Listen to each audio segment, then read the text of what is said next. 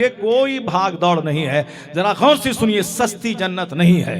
वरना दुनिया के सारे लोग कांच को सोना समझे हुए हैं। कोई पत्थर के सामने झुका है, कोई बंदर के सामने झुका है, कोई समंदर के सामने झुका है, कोई वृक्ष के सामने घुसा है। रास्ता चलते हुए दरख्त है, उसमें 1,00,000 धागा बांधे हुआ है कि साहब यहां से मुराद पूरी हो रही है। तो आप देखे होंगे सड़क के किनारे एक दरख्त है, उस दरख्त में 1,00,000 धागा बंधा हुआ है। क्यों? ये इस मुराद का धागा है, ये बेटे का धागा है, ये शौहर की लंबी उम्र का धागा है, ये साहब दामाद का धागा है, ये मकान का धागा है। अब साहब कोई कह रहा है कि ये क्या है, शौहर की लंबी उम्र की पूजा है, या गाड़ी की पूजा है, ये साहब ये छकड़े की पूजा है, ये स्कूल की पूजा है, ये विद्या की पूजा है। यानी मेरा सब लोगों अब अलग अलग ख्वाहिशात को लोगों ने खुदा बना लिया है। कभी किसी बंदर के सामने झुक रहा है, चुचंदर के सामने झुक रहा है, कभी सांप के सामने पेशानी टेके हुआ है, कभी किसी हाथी के सामने झुके हुआ है। नहीं देखते आप, जिसने एक खुदा को नहीं माना वो 50,000 खुदाओं, झूठे खुदाओं को बनाकर अपनी पेशानी को जलील कर रहा है। दरख्त में मुराद का धागा बांधा है, कहीं किसी पत्थर में बांधा है, कहीं समंदर के किनारे बांधा है। लेकिन जिसने कह दिया ला इलाहा इल्लल्लाह, नहीं है कोई माबूद सिवाय अल्लाह के, अब उसकी पेशानी 50 जगहों पे जलील नहीं होगी। एक खुदा को सजदा किया, 50 जगहों पे झुकने से बच गया। यही है इस्लाम का सबसे बड़ा फार्मूला। सबसे बड़ी इज्जत इस्लाम ने यही दिया कि एक खुदा को सजदा कर, वही इज्जत देने वाला, वही जलील करने वाला, वही हुकूमत देने वाला, वही हुकूमत छीनने वाला, वही दुनिया बनाने वाला, वही दुनिया को मिटाने वाला, वही क़यामत कायम करने वाला, वही जन्नत जहन्नम देने वाला। सारी दुनिया मिलकर नुकसान पहुंचाना चाहे, नहीं पहुंचा पाएगी दुनिया अगर अल्लाह किसी को नफा देना चाहे। और अगर सारी दुनिया मिलकर किसी को नफा देना चाहे, नहीं दे पाएगी दुनिया अगर अल्लाह किसी को नुकसान में डाले। वमै युहिनिल्लाह फमा लहु मिन मुकरिम, अल्लाह कहता है उसको कोई इज्जत नहीं देगा जिसको अल्लाह जलील करना चाहता है, और जिसको अल्लाह इज्जत देना चाहता है उसको कोई जलील नहीं कर पाएगा, और जिसको अल्लाह जलील करना चाहता है उसको कोई इज्जत नहीं देगा। यह बेसिक फार्मूला है इस्लाम का, इससे हट के कोई मुसलमान हो नहीं सकता। और यह फार्मूला में इतना दम है कि आदमी का चेहरा हरा भरा रहता है, आदमी का सीना सेटिस्फाइड रहता है। वह हर दरख्त में धागा नहीं बांधता है, वह कहीं किसी मजार में जाके किसी पत्थर में धागा नहीं बांधता है। वह जानता है कि ये वो अल्लाह के वली हैं जिसने 50 साल तक इशा के वजू से फजर पड़ी है। ये अल्लाह के वली इस कब्र में आराम कर रहे हैं जिन्होंने रोजाना इशा के बाद से फजर तक में एक खत्म कुरान किया है। यह वह लोग हैं जिन्होंने रोजाना 100 बार सूरह यासीन शरीफ की तिलावत की है। हजरत अल्लामा बाकी बिल्लाह रहमतुल्लाह अलैह वह रोजाना 100 बार सूरह यासीन पढ़ा करते थे। कुतुबुद्दीन बख्तियार काकी रहमतुल्लाह अलैह रोजाना 200 रकअत नमाज नफल 3000 दुरूद रात में पढ़ा करते थे, और दिन भर में अल्लाह का जिक्र हमेशा क्या करते थे। ये अब उनकी कब्र में जाने के बाद बंदा धागा बांधे कि बेटे का धागा, बीवी का धागा, बेटी की शादी का धागा, दामाद का धागा, मकान का धागा, सामने वाला प्लॉट बिक रहा है उसका धागा, ये कहां से आया? वहीं से आया है, वहीं से आया है जो मुराद पाने के लिए 50 जगहों पे धागा बांधता है। सजदा कर, हुजूर ने क्या कहा? मुर या अबा हुरैरा अहलका बिस्सलात, हुजूर ने कहा ए अबू हुरैरा अपने घर वालों को नमाज का हुक्म दे, अल्लाह वहां से रोजी देगा जहां से तू सोच नहीं पाएगा। नमाज रोजी देती है, नमाज के जरिए सेहत मिलती है। आज अमेरिका, यूरोप के दानिश्वर इस बात पर मुत्तफिक है कि नमाज में जो स्टैंडिंग पोजीशन, जो रिक्लाइनिंग पोजीशन, जो सिटिंग पोजीशन, जो क़याम, क़ुऊद और सजदा और रुकू का सिस्टम है, उसको देखने के बाद कहते हैं कि एक आदमी को सेहतमंद रहने के लिए ब्लड को जितना सर्कुलेशन करना चाहिए, इनपुट आउटपुट करना चाहिए, सुचारू ढंग से हार्ट को काम करने के लिए ये सिस्टम सबसे ज्यादा लाजवाब है। ब्रेन हेमरेज से बचाती है नमाज, हार्ट के मर्ज से बचाती है नमाज, पॉक्स के मर्ज से बचाती है नमाज, खतरात से बचाती है नमाज। मैं आपसे कहना चाहता हूं जिस नमाज में 1 करोड़ बीमारियों का इलाज है, वो नमाज पैगंबर आज़म ने 1500 साल पहले हमको तोहफे में अता फरमाया है, मेराज से तोहफे में लेके आया है, और खुद आपने प्रैक्टिस करके बता दिया है, नमाज पढ़ के लोगों को बता दिया है। तो आज कहते हैं रामदेव जी 1 करोड़ की दवा एक तरफ, सुबह की हवा एक तरफ, हुजूर ने तो 1500 साल पहले कहा था कि फजर की नमाज के लिए उठाकर वजू किया कर, अगर घर दूर है तो नजदीक घर मस्जिद से मत ले, जितना कदम चल के आएगा हर कदम के बदले में नेकी मिलेगी, हर कदम के बदले में गुनाह मिटेंगे। एक सहाबी रसूल का घर मस्जिद नबवी से थोड़ा दूर था, 3 किलोमीटर दूर। वो वहां से चल के 5 टाइम नमाज पढ़ने मस्जिद नबवी आते थे। जब मस्जिद के नबवी के बगल में एक घर बिक रहा था, कहा हुजूर ये घर मैं खरीदना चाहता हूं ताकि मस्जिद नबवी के करीब आ जाऊं। हुजूर ने कहा मत खरीदो, वहीं घर रहने दो, जितना चल के आओगे हर कदम के बदले में नेकी मिलेगी, हर कदम के बदले में गुनाह मिटता रहेगा। तो सहाबी रसूल ने मकान मस्जिद के करीब खरीदने का इरादा तर्क कर दिया।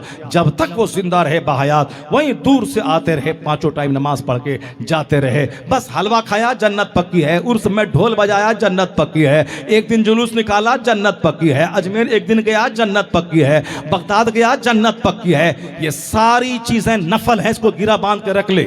चाहे बगदाद जाना, अजमेर जाना, मज़ार पे जाना, उर्स लगाना, जुलूस मोहम्मदी करना, फातिहा मिलाना, गौसे पाक का खिचड़ा खिलाना, इमाम हुसैन रज़ी अल्लाह ताला अन्हु के नाम पे लंगर लुटाना, ये सब नफल काम है। और आला हजरत लिखते हैं कोई नफल कबूल नहीं होता जब तक कि बंदा फर्ज ना अदा करे।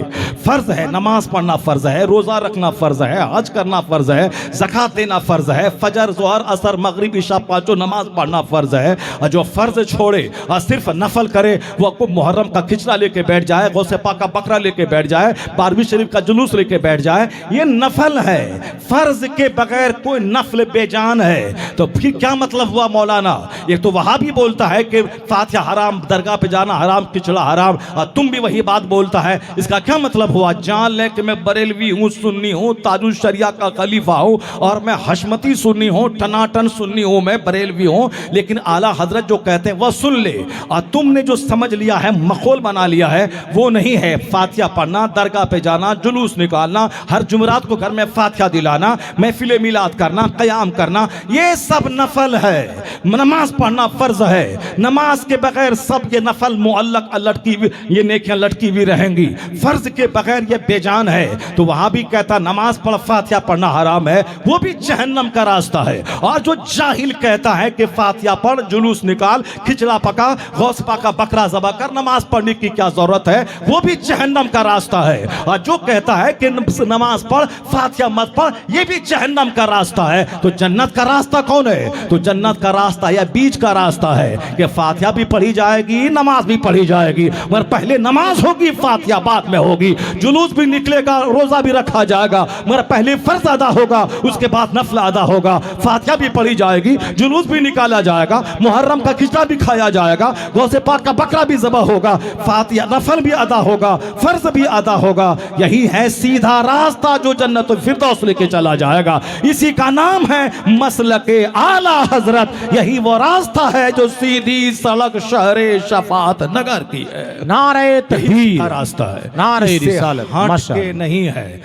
मन का तो रास्ता हो सकता है, शरीयत का रास्ता नहीं है। इस बात को साफ साफ क्लियरली मैंने पहुंचा दिया है। मसलके आला हजरत यही है कि नमाज भी होगी, नियाज भी होगी, नमाज भी होगी, जुलूस मोहम्मदी भी होगा, नमाज भी होगी, गौसे पाक का बकरा भी ज़बह किया जाएगा, नमाज भी होगी। अजमेर भी साल में अगर अल्लाह तौफीक दे तो हर महीने की छठी अजमेर में जाके कर ले। नमाज छोड़ के जाओगे तो कुछ नहीं मिलेगा, नमाज पढ़ते हुए अजमेर जाओगे तो बगैर दुआ के गरीब नवाज माला माल कर देंगे। नमाज छोड़ के बरेली गए तो कुछ नहीं मिलेगा, आला हजरत की रूह को तकलीफ पहुंचाओगे। नमाज पढ़ के बरेली हर महीने की 25 तारीख को जाओ, हर महीने की 25 तारीख को वहां से 26 को वापस आ जाओ, हर महीने बेलग्राम शरीफ जाओ, वहां शहनशाह कुतुब बेलग्राम की बारगाह में हाजिरी दो, हर महीने जाओ, हर महीने जाओ, वहां तो 4 दिन जाके रहो। जब दूसरे लोग फिल्मी दुनिया का काम करने वाला वो अपने शंकराचार्य के गुरु के आश्रम में हर महीने में 3 दिन जाके रहता है ताकि सुकून मिले, पीस मिले। ये अरबों में खेलने वाला वो सुकून तलाश करने के लिए गुरुद्वारा जा रहा है, आश्रम जा रहा है। तुम भी तो सुकून हासिल करने के लिए महीने में 3 दिन बेलग्राम चले जाओ, वहां खानका में रहो, नेक लोगों का चेहरा देखो, 3 दिन में एक खत्म कुरान कर लो, 3 दिन में 5000 दुरूद शरीफ पढ़ लो, तीनों दिन रोजा रखो, कुछ तो करो। फिर देखो 50 करोड़ कमाने में जो सुकून नहीं मिला वो खानका में 3 दिन रहने में सुकून मिल जाएगा। तब समझ में आएगा कि मखदूम अशरफ जहांगीर सिमनानी ने तख्त को क्यों छोड़ा। तब बात समझ में आए कि मुजफ्फर बल्खी ने बादशाह छोड़ के मखदूम बिहार की खानका में क्यों आ गए। तब बात समझ में रहा है कि इब्राहिम बिन अदहम ने सल्तनत छोड़कर उन्होंने फ़कीरी क्यों इख्तियार की। अभी समझ में नहीं आएगी। जब वहाँ जाओगे आओगे खानका में 3 दिन, वह धागा तागा और बेटा के लिए नहीं, सुकून कल्ब के लिए जाओगे, इबादत के लिए जाओगे। मज़ार पे नमाज पढ़ी, मज़ार पे हाज़िरी दी, वहाँ बैठा 1000 बार कलमा पढ़ा, नमाज पढ़ी, मज़ार पे हाज़िरी दी, 1000 दरूद पढ़ा, 3 दिन रहा, 3 रोज़ा रखा, 1 ख़त्म कुरान कर लिया, 10,000 दरूद पढ़ लिया। फिर यहाँ आने के बाद 50 करोड़ का बंगला जो काट रहा था, वहाँ से लौटोगे तो उस बंगले में सुकून मिलेगा, उस झोपड़ी में लज़्ज़तें मिलेंगी। ये है बुजुर्गों के पास जाने से कुछ मिले ना मिले, सुकून कल्ब की नेमत मिल जाती है। अब जरा गौर से सुनिए, बातें तो इसी तरह बढ़ती रहेंगी तो 1 लाख बातें हो जाएंगी, लेकिन जो बात असल में कहना चाहता हूँ उसको गौर से सुनिए। हज़रत अमर इब्न आस रज़ी अल्लाह तआला अन्हु वहाँ जंग महाज पे गए, उन्होंने ख़त लिखा दुश्मनों की फ़ौज बहुत ज़्यादा है। सरकार ने 200 मुहाजिरीन का दस्ता तैयार किया, हज़रत अबू उबैदा को अमीर लश्कर बना के भेजा। अब ये गए वहाँ, जब वहाँ गए तो अब एक अलग इख्तलाफ हो गया कि अमर इब्न आस कहने लगे अमीर लश्कर तो मैं रहूँगा, क्योंकि मुझको बना के भेजा है, आप लोग मेरी मदद के लिए आए हैं, अमीर लश्कर तो मैं रहूँगा और आप लोग मेरी मातहती में जंग लड़ेंगे। मगर जो 200 मुहाजिरीन का दस्ता हज़रत अबू उबैदा कि अमीरी में मातहती में गए थे, इन्होंने कहा कि नहीं नहीं, मेरे अमीर लश्कर हज़रत अबू उबैदा हैं। दोनों जलीलुल क़द्र सहाबी, अमर इब्न आस फ़ातिह मिस्र कहलाते हैं, हज़रत अबू उबैदा अमीनुल उम्मा कहलाते हैं। उनका मज़ार जॉर्डन की राजधानी अम्मान उर्दुन में है। अल्हम्दुलिल्लाह ये फ़कीर उस मज़ार पे हाज़िरी दी है। उसी इलाके में जंग लड़ने के लिए गए थे। अमर इब्न आस पहले गए थे, बाद में अबू उबैदा गए, दोनों मिल गए और अमर इब्न आस ने कहा कि मैं अमीर लश्कर रहूँगा, चूँकि हुजूर ने मुझको भेजा है, आप मेरी मदद के लिए आए हैं तो आप मेरी मातहती में रहेंगे। मगर उनके साथ जो 200 लोग आए थे बोले नहीं, अमीर लश्कर अबू उबैदा रहेंगे, चूँकि हुजूर ने इनको मेरा अमीर बना के चुना है। जरा सुनिए, छोटी छोटी बात में लड़ने वाले और आपस में कमज़ोर बनने वाले, मस्जिद के नाम पे, मकतब के नाम पे, साहब जैसी जिस बिरादरी के नाम पे लड़ने वाले, हम लोग लड़ के बर्बाद हो गए और दूसरे लोग मुत्तहिद होकर हमें बर्बाद करने का प्लान बना रहे हैं। ज़रा सबक हासिल कीजिए। हुजूर ने कहा था अलैकुम बिसुन्नती व सुन्नतिल खुलफाए राशिदीन महदीयीन, तुम पर लाजिम है कि तुम मेरी सुन्नत पे अमल करना और मेरे खुलफाए राशिद जो है इनके तरीक़े पर अमल करना। हुजूर ने कहा अस्हाबी कन्नुजूम बिअय्यहिम इक़्तदैतुम इह्तदैतुम, मेरे सहाबा सितारों की तरह हैं, जिसकी पैरवी करोगे तुम राह रास्त पे आ जाओगे। तमाम सहाबा सितारों की तरह हैं, जिसकी पैरवी करोगे राह रास्त पे आ जाओगे। हुजूर ने कहा अक्रिमू अस्हाबी, मेरे सहाबा की इज्जत करो। ये सहाबा रुए ज़मीन के लिए मिसले सितारे के हैं, जिसकी पैरवी करोगे राह रास्त पाओगे। हज़रत अबू बकर, उमर, उस्मान और अली, ये चारों जगमग करते हुए सितारे हैं। जो सिर्फ मौला अली को माने और इन तीनों मुक़द्दस सितारों की तौहीन करे, उसका इस्लाम से क्या रिश्ता नाता है। मैंने पहले आपसे कहा था ना, ये दुनिया में आज़ादी अल्लाह ने दी है। अगर अल्लाह फौरी गुनाहों की पकड़ कर ले तो एक बंदा जिंदा नहीं बचेगा दुनिया में। आज़ादी है। कोई बोलता उमर फारूक आजम को कि वो काफिर है माअज़ल्लाह, कोई बोलता सिद्दीक अकबर को कि वो काफिर है माअज़ल्लाह, कोई नबी के बारे में बोलता है उनको पीठ के पीछे की खबर नहीं, वो भी शान से जी रहा है, वो भी 50 कमरे का मदरसा बना रहा है, वो भी अपने मदरसे में 50 गाड़ी दौड़ा रहा है। यानी जो कहता है कि अल्लाह नहीं है, कोई खुदा नहीं है, वो भी 50 फैक्ट्री का मालिक बना हुआ है। इसी से पता चला कि ईमान अकीदे का ताल्लुक दौलत से, मकान से, गाड़ी से नहीं है, बल्कि ये दुनिया है। दुनिया में अल्लाह बंदर छुचंदर सबको रोज़ी देगा, सबको, जो भी ज़मीन पे चलने वाला है सबको रोज़ी देगा, मगर जन्नत सबको नहीं देगा। रोज़ी सबको मिलेगी, जन्नत सबको नहीं मिलेगी। दुनिया में जीने के लिए हवा सबको मिलेगी, जन्नत सबको नहीं मिलेगी। ये दुनिया में आज़ादी है, ए अमल माशीता, जैसे जीना है जियो, मगर वो आखिरत की जन्नत करोड़ों में किसी किसी को मिलेगी। कुफ्र में सब लूट लथपथ रहेंगे, पर ईमान की दौलत किसी किसी को मिलेगी।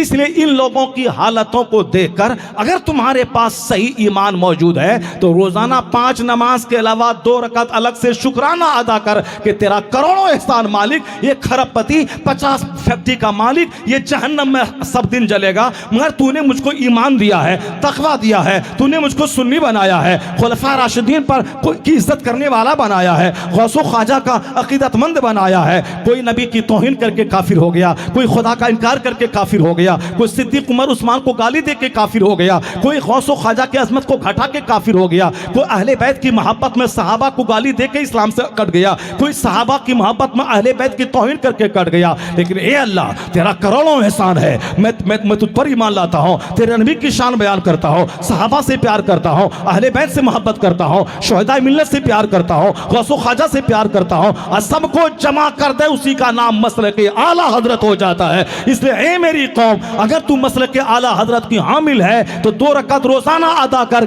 किसी मसलक पे कायम रखना, इसी मसलक पर मौत देना, ताकि दौलत मिले ना मिले, ईमान रहे तो जन्नत में मुस्तफा के पड़ोस में जगह अता फरमाना।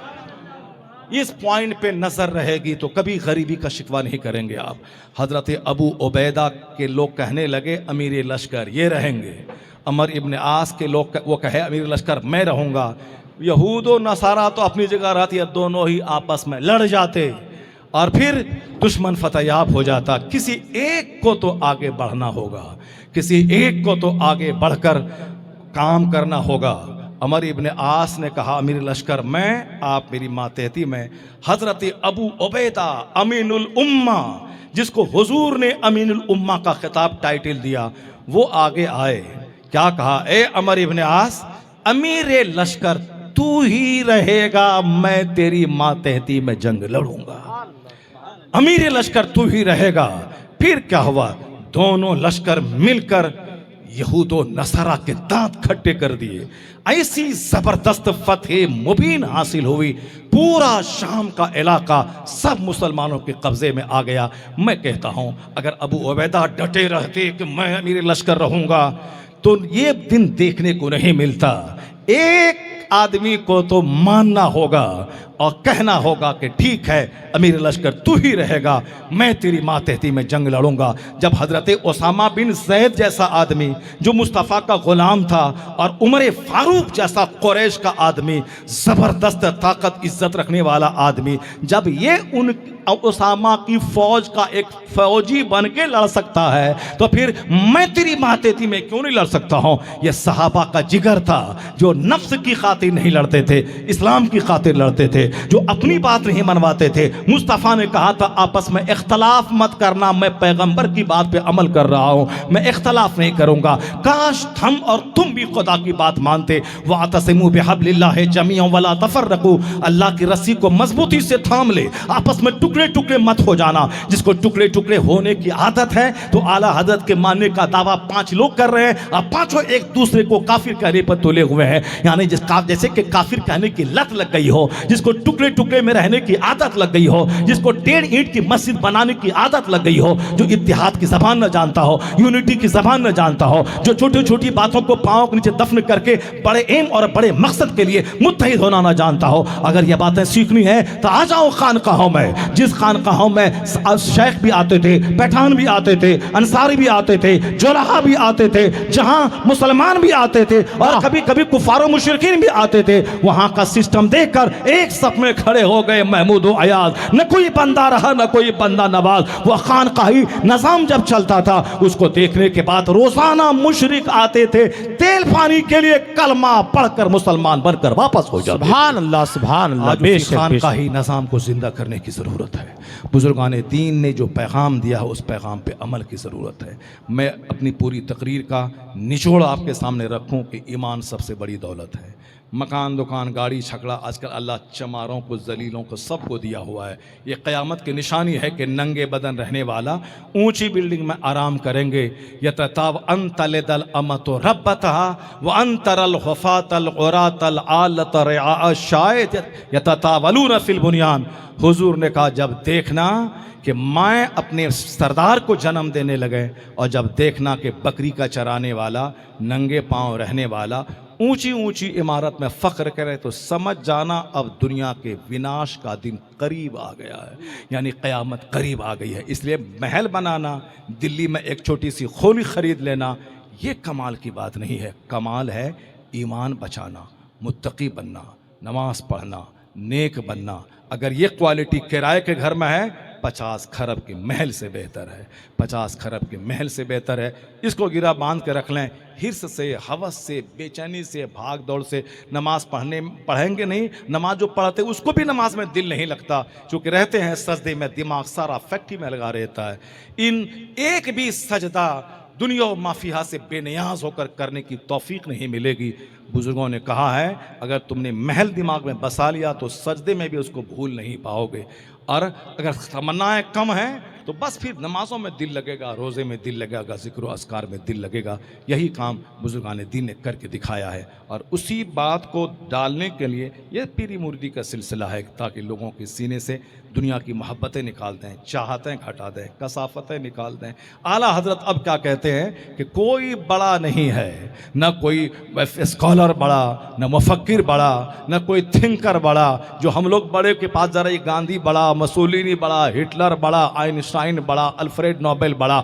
आला हजरत कहते हैं कोई बड़ा नहीं है, सबसे आला व औला हमारा नबी, सबसे बाला व वाला हमारा नबी। Our prophet is the most sublime and the highest. Our prophet is the most elegant and the greatest. अपने मौला का प्यारा हमारा नबी, दोनों आलम का दूल्हा हमारा नबी। Our prophet is the beloved messenger of his creator. Our prophet is the bridegroom of this world and the hereafter. हुस्न खाता है जिसके नमक की कसम है वह मलीह दिल आरा हमारा नबी। सबसे बड़े मुअल्लिम, सबसे बड़े हसीन मुस्तफ़ा की ज़ात है। उनसा हुस्न न देखा गया न सुना गया। इसलिए रज़ा की माने तो हुस्न खाता है जिसके नमक की कसम है वह मलीह दिल आरा हमारा नबी। Our prophet has such a beautiful complexion. The beauty itself takes an oath by his attraction. कौन देता है देने को मुँह चाहिए, देने वाला है सच्चा हमारा नबी। क्यों भटकता है यहाँ वहाँ जहाँ तहाँ, मुस्तफ़ा से सच्ची मोहब्बत कर, मुस्तफ़ा पे रोज़ान 1000 बार दुरूद पढ़, मुस्तफ़ा की हदीस पढ़, उस हदीस पर अमल कर। शादी बिया, अकीका, खतना, घर की तामीर, तमाम कामों में मुस्तफ़ा की सुन्नतों का ख्याल रख, वही तुमको देने वाले हैं। उनके पास सारी नेमत है, अल्लाह ने कायनात के ख़जानों की कुंजियाँ उनको दे दी है। दर बदर की ठोकरें मत खा, मुस्तफ़ा से दिल लगा, वही सब कुछ दे देंगे। चूँकि वो कहते हैं वल्लाह योती अना कासिम, अल्लाह देने वाला है, मैं बांटने वाला हूँ। इसलिए रज़ा कहते हैं अब कौन देता है देने को मुँह चाहिए, देने वाला है सच्चा हमारा नबी। Our prophet is the true distributor of God's favors. He alone can give because he has these powers. रज़ा कहते हैं क्यों दूसरों से दोस्ती करता है, गुंडों से, लुच्चों से, लफंगों से, दुनियादारों से। मुस्तफ़ा से दोस्ती कर, उनसे दिल लगा। संकट की घड़ी में मुस्तफ़ा ही काम आएंगे। जहाँ कोई गुंडा, कोई दरिंदा साथ न देगा, नबी साथ देंगे। इसलिए रज़ा कहते हैं गमज़दों को रज़ा मुस्ता दीजिए के है बेकसों का सहारा हमारा नबी। Our prophet will help the helpless through his compassion. Give this good news to those who are grief ridden. इसलिए यूरोप का दानिश्वर कहता है I cannot find any other man in history like Muhammad. मैं पूरे मानव इतिहास में मुस्तफ़ा का जवाब नहीं पाता हूँ। इसलिए हुजूर की बात माने, हुजूर का पैगाम सुने, हुजूर की हदीस पढ़ें, हुजूर के पैगाम को अपने बाल बच्चों पे नाफिज करें। और यह जान लें कि रज़ा ने 100 साल पहले कहा था फिल्म एक्टर को देखेगा बर्बाद हो जाएगा, दुनियादार बेकार मुशरिक को देखेगा तबाह बर्बाद हो जाएगा। शादी ब्याह में नचवाओगे उनकी तरह देख करके तबाह बर्बाद हो जाओगे। क्यों इधर उधर भटकता है? जब नबी मुख्तार है, नबी महबूब परवरदिगार है, जब उनके पास सारी दुनिया मौजूद, आखिरत मौजूद है, उनसे दिल लगा या बोल हमें नहीं मतलब है किसी दुनियादार से,